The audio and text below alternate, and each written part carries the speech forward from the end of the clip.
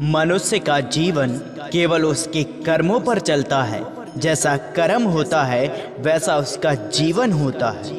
हमें किसी से भी अंधा प्यार नहीं करना चाहिए। हमारा किसी के प्रति अंधा प्यार हमें कभी भी आगे नहीं बढ़ने देता है। जीवन में कभी भी निराश नहीं होना चाहिए, क्योंकि कमज़ोर आपका वक्त होता है, आप नहीं। अगर कोई व्यक्ति आपके शब्दों का महत्व ना समझे तो उस वक्त आपका मौन रहना ही उच्च होता है। समय कभी नहीं रुकता है। आज यदि बुरा चल रहा है तो कल अवश्य अच्छा आएगा। आप केवल निस्वार्थ भाव से कर्म कीजिए और वही आपके हाथ में है। आपसे कोई कुछ भी बोले, आप अपने आप को शांत बनाए रखिए, क्योंकि धूप कितनी भी तेज हो समुद्र को नहीं सुखा सकती।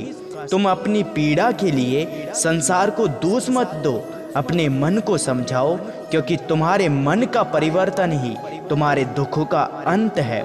सुख दुख का आना जाना सर्दी गर्मी के आने जाने के समान ही होता है, इसलिए इन्हें सहन करना सीखना ही उचित है।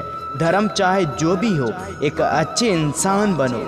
हिसाब हमारे कर्मों का होगा, हमारे धर्म का नहीं। तुम्हारा मोहग्रस्त होकर अपने कर्तव्य पथ से हट जाना मूर्खता है, क्योंकि इससे ना तो तुम्हें स्वर्ग की प्राप्ति होगी और ना ही तुम्हारी कीर्ति बढ़ेगी। बुरा वक्त आपको जिंदगी के उन सच से सामना करवाता है जिनका आपने अपने अच्छे वक्त में कभी ख्याल भी नहीं किया होता है।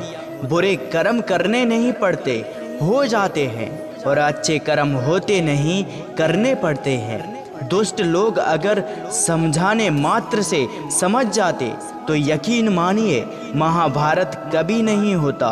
परायों को अपना बनाना उतना मुश्किल नहीं जितना अपनों को अपना बनाए रखना होता है। जीवन में वाणी को संयम रखना अनिवार्य है, क्योंकि वाणी से दिए हुए घाव कभी भरे नहीं जा सकते हैं। ना हार चाहिए ना जीत चाहिए। जीवन में अच्छी सफलता के लिए परिवार और कुछ मित्र का साथ चाहिए।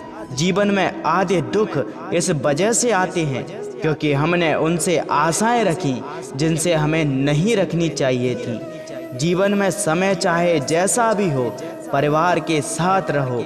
सुख हो तो बढ़ जाता है और दुख हो तो बट जाता है। लोग कहते हैं अपनों के आगे झुक जाना चाहिए, किंतु सच बात तो यह है कि जो अपने होते हैं वो कभी झुकने नहीं देते हैं। एक बार माफ़ करके अच्छे बन जाओ, पर दोबारा उसी इंसान पर भरोसा करके बेवकूफ़ कभी मत बनना। श्री कृष्ण ने दुष्टों को भी अपनी गलती सुधारने का मौका दिया, क्योंकि वो किसी मनुष्य को नहीं, उसके अंदर की बुराइयों को मारना चाहते थे।